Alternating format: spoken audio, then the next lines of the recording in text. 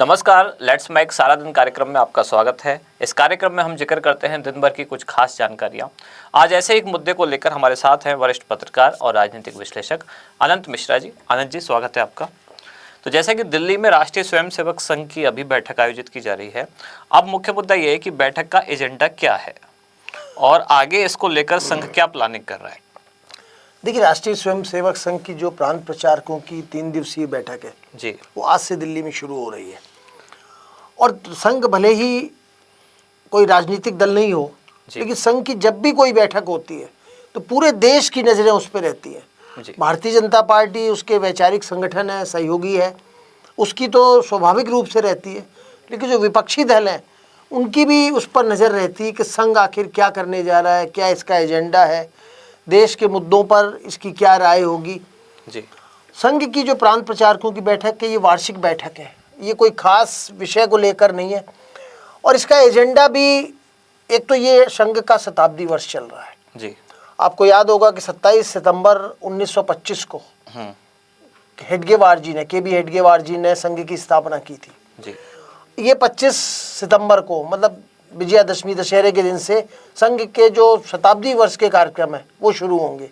पूरे देश में कार्यक्रम शुरू होंगे और पिछले 2-3 साल से संघ इस पे मंथन कर रहा है कि किस तरह से जो 100 वर्ष की यात्रा है संघ की जी, उसको ब्लॉक स्तर पे इसको कार्यक्रम यहाँ के आयोजित किया जाए।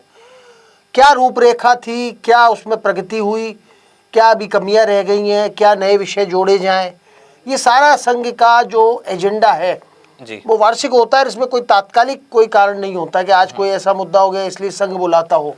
संघ की नियमित बैठकें जो होती है साल में, उसका ये हिस्सा है। इस बार एक बीच में मैं रोकना चाह रहा हूँ थोड़ा सा। इस बार एक नई बात ये हो रही है कि अभी तक बीजेपी अध्यक्ष का चुनाव होना भी बाकी है और ऐसे दौर में ही संघ की मीटिंग भी हो रही है, तो क्या यहीं से ही निकल के आएगा बीजेपी का अगले अध्यक्ष का नाम? नहीं नहीं नहीं, ये तो देखिए, जो संघ को अंदर से नहीं जानते हैं वहाँ ये सवाल उठते हैं। जी, भारतीय जनता पार्टी का कौन अध्यक्ष होगा, कौन नहीं होगा, इसका संघ की इस बैठक से कोई लेना देना नहीं। भारतीय जनता पार्टी सक्षम पार्टी है जी। भारतीय जनता पार्टी एक तरफ जब दावा करती है कि अब दुनिया की सबसे बड़ी पार्टी है, तो दुनिया की सबसे बड़ी पार्टी को अपने अध्यक्ष चुनने के लिए क्या किसी की सहमति या राय की जरूरत होगी? ये बैठक का हिस्सा नहीं है, बैठक का पार्ट नहीं होता कि बीजेपी में कौन अध्यक्ष बने। ये जो अनियमित रूप से, अनौपचारिक रूप से जो बैठकें होती हैं, अगर भारतीय जनता पार्टी संघ से कुछ मशवरा मांगती है तो निश्चित रूप से संघ देता है उसमें मशवरा।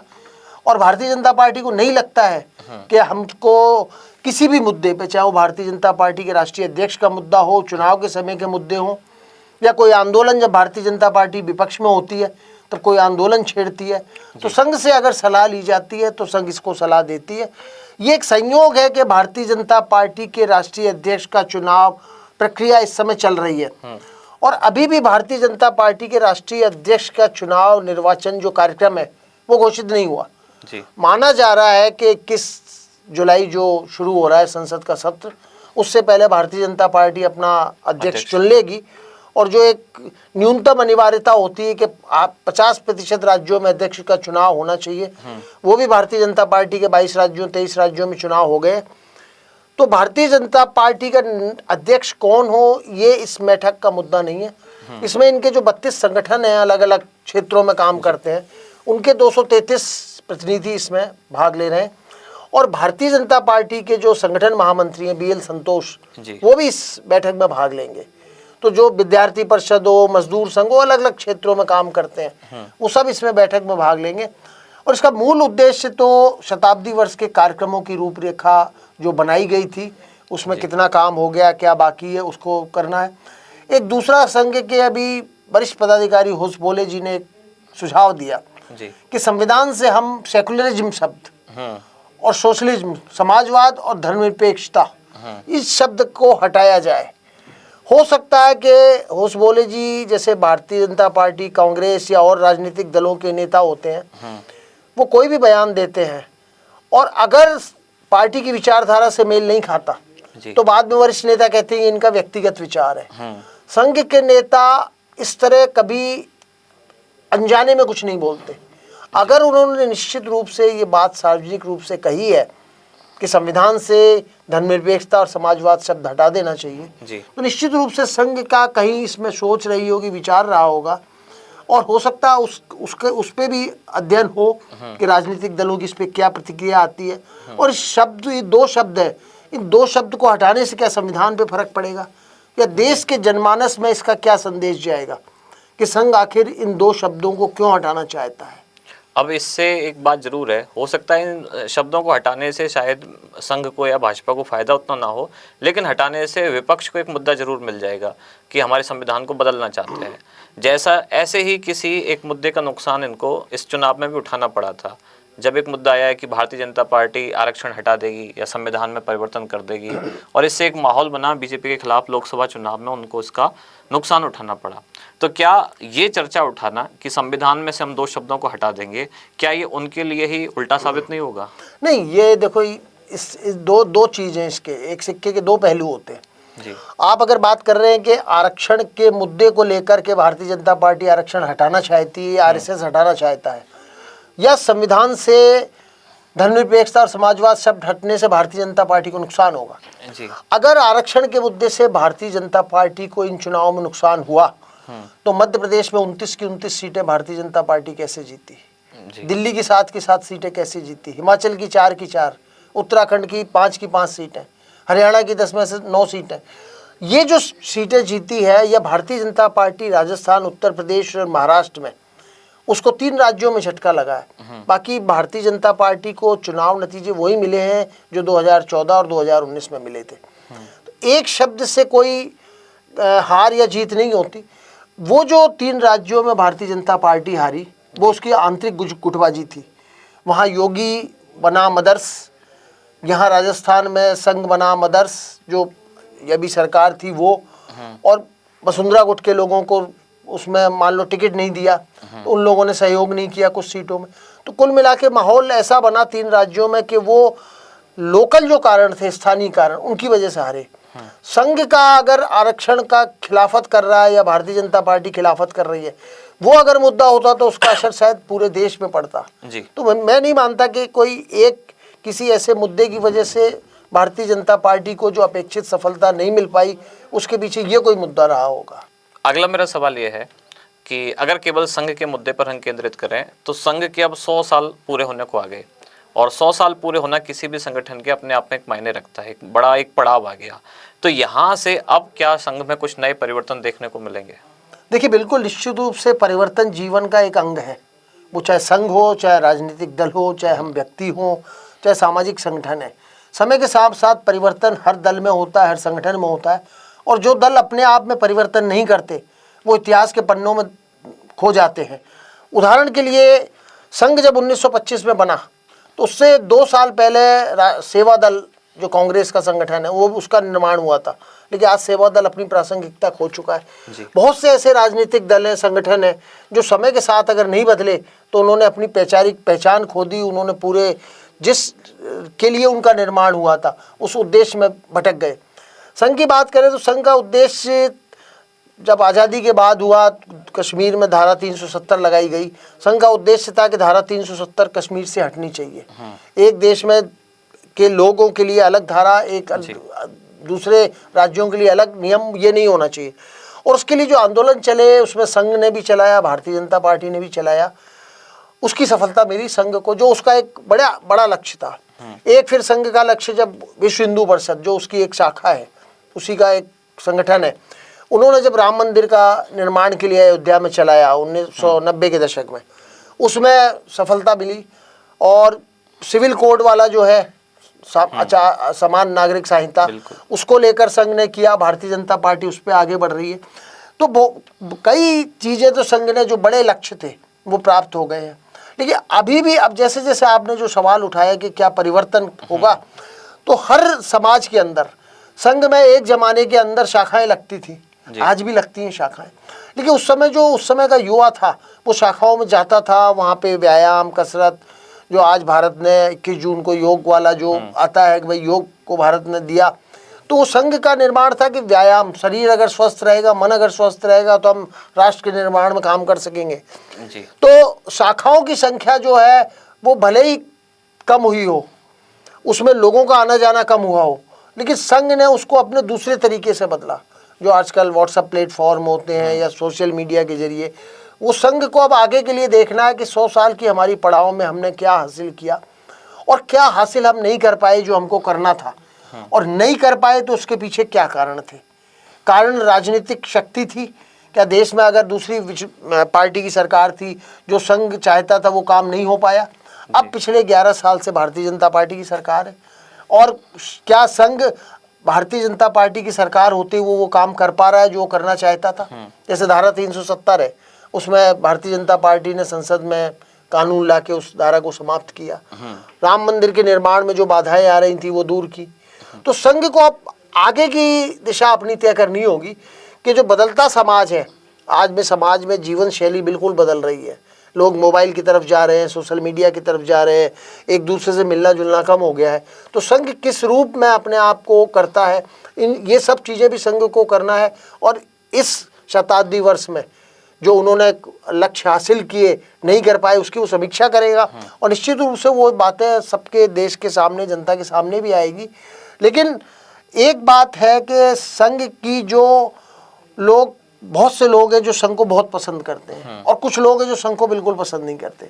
उनका ये मानना है कि संघ जो देश में है विभाजनकारी ताकतों को बढ़ावा देता है, सांप्रदायिकता को बढ़ावा देता है, हिंदुत्ववादी को बढ़ावा देता है।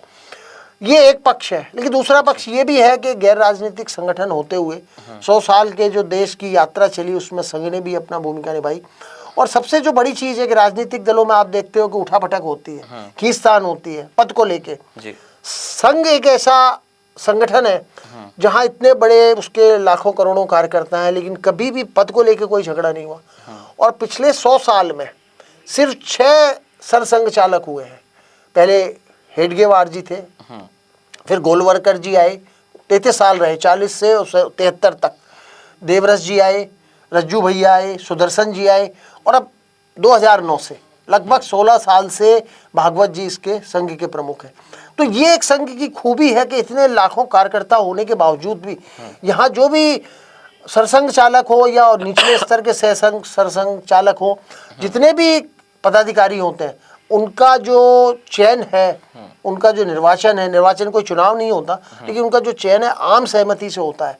और कभी ऐसा देखने में नहीं आया इतने सालों में कि कभी किसी निर्णय को लेकर विरोधाभास हुआ हो, या गुटबाजी हुई हो, या गुटबाजी खींचतान आई। ठीक है, मुद्दों को लेके, कार्यशैली को लेके हो सकता है थोड़ा बहुत काम करने के तरीके को हो, लेकिन वैसे संघ में पिछले 100 सालों में ऐसा कुछ देखने में नहीं आया। अच्छा, एक सवाल ये है कि इस समय बदलते दौर में संघ के सामने नई चुनौतियां क्या है? विपक्ष के टारगेट पे संघ हमेशा रहा है। कभी उनको आतंकवादी भी घोषित किया गया, या ऐसा कहा गया ये हिंदू आतंकवाद को पोषित करते हैं।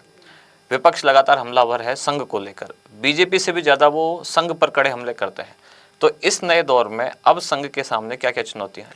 नहीं, आपने अच्छा कहा कि जैसे जिस समय संघ का निर्माण हुआ, देश आज़ाद हुआ, उसके बाद राष्ट्रपिता महात्मा गांधी की हत्या हुई, संघ पे प्रतिबंध लगा। कहा गया कि संघ भी ऐसी गतिविधियों में रहता है कि जिससे देश को तोड़ने में या देश में विभाजनकारी ताकतें बढ़ती हैं। आपातकाल के अंदर भी संघ पे प्रतिबंध लगा, 2 बार संघ पे प्रतिबंध लगा। मेरा मानना है कि संघ जब देश के लिए काम कर रहा है तो विचारों का विरोधाभास तो स्वाभाविक है। मेरे आपके विचार नहीं मिलते, आप अगर एक विचारधारा को लेकर चल रहे हैं और दूसरे लोग उस विचारधारा को पसंद नहीं करते, तो निश्चित रूप से उसका विरोध करेंगे। लेकिन एक समान प्लेटफॉर्म होना चाहिए। संघ को भी ये सोचना चाहिए कि भारतीय जनता पार्टी उसका वैचारिक संगठन हो सकता है, लेकिन देश में जो दूसरे राजनीतिक दल काम कर रहे हैं उनको अपने साथ लेके कैसे किया जाए। क्योंकि हम विचारधारा के विरोधी तो हो सकते हैं, लेकिन हमारी व्यक्तिगत कोई दुश्मनी नहीं है। न संघ की कोई कांग्रेस से दुश्मनी है, न संघ की समाजवादी पार्टी से या किसी दूसरे राजनीतिक दलों से। तो संघ पदाधिकारियों को अब जब 100 साल हो गए हैं और आगे की उनको यात्रा पे बढ़ना है, तो बेहतर हो कि वो बाकी जो राजनीतिक दल हैं उनको समझाने का प्रयास करें कि हमारी विचारधारा ये, हमारे काम करने का तरीका ये। हालांकि जो भी चीज़ें होती है खुले में होता है। संघ ने अगर 370 धारा हटाने का किया तो कोई पर्दे के पीछे नहीं किया, खुल के उसके लिए सत्याग्रह भी किया, विरोध भी किया, जेल में भी गए। तो अब आगे संघ किस तरह देश को आगे ले जाना चाहता है। हम तीसरी आर्थिक शक्ति बनने की तरफ अग्रसर है। हम दुनिया में और भी क्षेत्रों में हमने काम किया जिसकी सफलता हुई है, और ये खाली भारतीय जनता पार्टी की सफलता नहीं है। इससे पहले की जो कांग्रेस सरकार रही, देवेगौड़ा सरकार रही, गुजराल सरकार रही, या राजीव गांधी, पीवी नरसिम्हा राव की सरकार रही, मनमोहन सिंह जी की, सब सरकारों का इस देश के निर्माण में और उसको ऊंचाई पे ले जाने में योगदान रहा है। तो संघ को ये सोचना चाहिए कि उसकी विचारधारा कुछ भी हो, जो लोग उसको पसंद नहीं करते हैं उनको भी अगर वो साथ लेके चले तो शायद ये जो एक आरोप लगता है ना कि संघ एक सांप्रदायिक ताकत है, ये हिंदुत्व की बात करता है, तो संघ को अपनी जो विचारधारा के काम करने के तरीके, कार्यशैली, उसको दूसरे लोगों को समझाना चाहिए कि भाई हमारा उद्देश्य ये है, लक्ष्य ये है और हम इसको इस तरह से हासिल करना चाहते हैं और कोई विभाजनकारी ताकतों का या हम देश को तोड़ना चाहते हैं ऐसी बात नहीं है। अगर ऐसा संघ करता है तो शायद मेरे हिसाब से बेहतर होगा। अब एक और आरोप संघ पर यह है कि न केवल सांप्रदायिक, कभी कभी आरोप लगता है जातिवाद को भी पोषित करता है। ऐसा कहा जाता है कि संघ जो है ये जो समाज का उच्च वर्ण है, तथाकथित जो उच्च वर्ण है, कि सारे इनके अध्यक्ष या सारे मंत्री, वो जो भी पदाधिकारी है वो उच्च वर्ण से होते हैं और ये उच्च जातियों को समर्थन देता है और निम्न वर्णों को या दलितों को संघ का उतना समर्थन प्राप्त नहीं है। इस तरह की जो जातिवाद के आरोप विपक्ष द्वारा संघ पर लगाए जाते हैं, उनसे किस तरह संघ को निपटना चाहिए? नहीं, देखिए, कोई भी राजनीतिक दल अपने किस पदाधिकारी को चुनेगा ये चुनना उसका अधिकार है। वोटिंग होती नहीं है कि भाई इसमें ये आदमी खड़ा हो रहा है या वो हो रहा है। भारतीय जनता पार्टी हो, कांग्रेस, समाज, सब अपने अपने चुनते हैं। आज जो लोग संघ पे आरोप लगाते हैं, समाजवादी पार्टी है उसमें मुलायम सिंह और अखिलेश के अलावा कौन अध्यक्ष बना जी? अगर समाजवादी पार्टी संघ पे आरोप लगाती है, लालू प्रसाद पिछले 26-30 साल से जब से राष्ट्रीय जनता दल बना उसके अध्यक्ष है, क्या उन्होंने बाहर वाले को बनाया? उनके में भी तो यादव चल रहा है। गांधी परिवार में कांग्रेस के अध्यक्ष रहे या मल्लिकार्जुन खड़गे ने, भारतीय जनता पार्टी ने भी बनाए। तो ये कौन उच्च जाति का होगा, कौन निम्न जाति का होगा, ये उनकी आंतरिक कार्यप्रणाली का है। जो लोग आरोप लगाते हैं वो अगर खुद उदाहरण दे कि भाई इस दलित व्यक्ति, ये आदमी डिजर्व करता था और इसको नहीं बनने दिया गया, कौन व्यक्ति, कौन संगठन बनेगा? मैंने पहले भी कहा कि संघ के ऊपर जो आरोप लगते हैं वो चाहे सांप्रदायिकता का आरोप लगता है या आपने जो जातिवाद का उदाहरण दिया कि सब उच्च वर्ग के लोग ही उसमें आते हैं, तो ये चीज संघ को समझानी चाहिए कि जो लोग उसको पसंद नहीं करते हैं, एक तो होता है पसंद नहीं करना, एक होता है नापसंद करना। मैं आपके साथ नहीं हूँ, अलग बात है, लेकिन मैं आपका विरोधी हूँ, दुश्मन हूँ, शत्रु हूँ। वैचारिक रूप से होना एक कोई गलत बात नहीं है। तो संघ को ये चीजें जो उस पर आरोप लगते हैं, निश्चित रूप से उसको बताना चाहिए कि हम सांप्रदायिक नहीं है। और अगर वो नहीं समझा पाते हैं तो इसका मतलब वो स्वीकार करते हैं कि हम सांप्रदायिक हैं या हम हिंदूवाद को हम पोषित करते हैं। जातिवाद के जो भी आरोप लगते हैं या हिंदू राष्ट्र के निर्माण को लेके जो सांप्रदायिकता के संघ पे आरोप लगते हैं, पहले भी लगे, आज भी लग रहे हैं और आगे भी लगेंगे, क्योंकि राजनीति हमारी जब सत्ता प्राप्ति सबसे बड़ा उद्देश्य होता है, तो इस तरह की जो चीज़ें चलती है उसमें आपके काम करने पे मैं सवाल उठाऊंगा, मेरे काम करने पे आप सवाल उठाओगे। लेकिन पारदर्शिता संघ और बढ़ते हैं। संघ का कहना है कि वो पारदर्शिता बरसता है, जो जितनी भी जो चीज़ें हैं जानकारी देता है, लेकिन इस तरह के कि उनमें एक ही उच्च वर्ग के या महाराष्ट्र से ही लोग क्यों आते हैं ज़्यादातर, ये भी कई बार आरोप लगता है कि महाराष्ट्र के लोग ही क्यों वहाँ पे सरसंघ चालक बनते हैं। दूसरे क्या महाराष्ट्र में बना संघ इसलिए इस तरह से होता है, नागपुर में उसकी स्थापना हुई थी। तो निश्चित रूप से अगर इन सवालों का जवाब संघ खुले रूप से, खुले मन से दे, तो उसके प्रति जो भ्रांतियां हैं, जो कुछ चीजें रहती हैं कि अरे पर्दे के पीछे काम होता है, उसमें और स्पष्टीकरण आए और पारदर्शिता आए, और दूसरे लोग जो उसको नहीं पसंद करते हैं वो भी उसकी कार्यशैली को और उसके उद्देश्यों और उद्देश्य प्राप्ति के लिए किस तरह काम करता है उसको जानने का मौका मिले। अब आज की चर्चा का एक अंतिम सवाल कि अब जो नई जनरेशन है जो सन 2000 के बाद पैदा हुई है, सोशल मीडिया पे जिनको जेन जी कहा जा रहा है, इनको अपने साथ कैसे जोड़ें? क्योंकि इनका किसी चीज़ में इतना टिक कर इंटरेस्ट नहीं होता। आज की जनरेशन 10 सेकंड के बाद कोई वीडियो भी देखना पसंद नहीं करती। वो संघ जैसे संगठन के साथ लगातार जुड़ी रहे, राष्ट्र हित में या राष्ट्र निर्माण में जो उनका प्रयास है संघ का, उसमें नई जनरेशन को किस तरह से शामिल किया जाए? निश्चित रूप से अपनी चर्चा का सबसे अच्छा सवाल ये है, और ये सवाल संघ के जो पदाधिकारी उनके दिमाग में भी आ रहा होगा, आ रहा है। मतलब पिछले 40-50 सालों में देखें तो संघ के अंदर जो नियमित रूप से सुबह शाम जाते थे लोग, जिसको शाखा बोलते हैं, उसकी संख्या कम हुई है, और उसको विकल्प के रूप में संघ सोशल मीडिया, मोबाइल से जोड़ने का प्रयास कर रहा है कि हम अपनी विचारधारा को भेजें, भले ही से शरीर ना पाए। ये संघ के सामने सवाल होगा। इस बैठक में भी चिंतन होगा, आगे भी चिंतन होगा। और निश्चित रूप से जो समाज में, शहरों में दूरियां बढ़ रही हैं, एक दूसरे में जाने में समय लगता है, या व्यक्ति युवा जिसकी आप बात कर रहे हैं वो पूरी तरह मोबाइल में लीन होकर रह गया है, तो उसको जोड़े रखने के लिए, वो विचार के प्रति भी हो या आपके शरीर से आप व्यायाम की दृष्टि से, जो कसरत या योग जिसको कह सकते हैं, उसकी दृष्टि से निश्चित रूप से संघ इसमें अपने चिंतन मनन कर रहा होगा। उनके पास भी सुझाव आ रहे होंगे और वो चिंता व्यक्त भी करते रहते हैं कि साहब हमारे जो शाखाओं में आने वालों की संख्या कम हो रही है, उसका हम उपाय विकल्प हम इस तरह से ढूंढ रहे हैं। लेकिन आने वाले जो 3 दिनों में संघ क्या निर्णय लेता है हमको जानने को मौका मिलेगा। और संघ से अपेक्षा यही की जाती है, उम्मीद यही की जाती है कि जो लोग इसको अच्छी तरह नहीं समझ पाते हैं, उनके मन में जो भ्रांतियां, उसका निवारण संघ अगर बेहतर ढंग से करे तो शायद उसकी प्रगति में भी ये सहायक होगा। जी, तो जैसा कि आपने देखा, राष्ट्रीय स्वयंसेवक संघ की दिल्ली में आयोजित बैठक को लेकर हमने चर्चा की। अब इस बैठक से क्या क्या परिणाम सामने निकल के आते हैं वो अभी देखना बाकी है।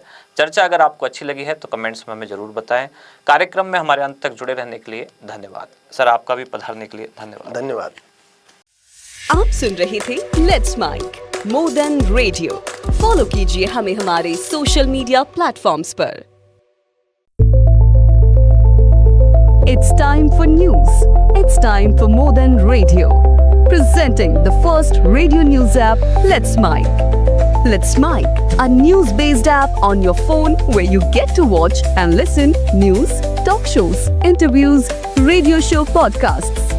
On Let's Mic, you get all relevant information of TV, print, radio, podcast, and digital. Let's Mic talks about every segment of life.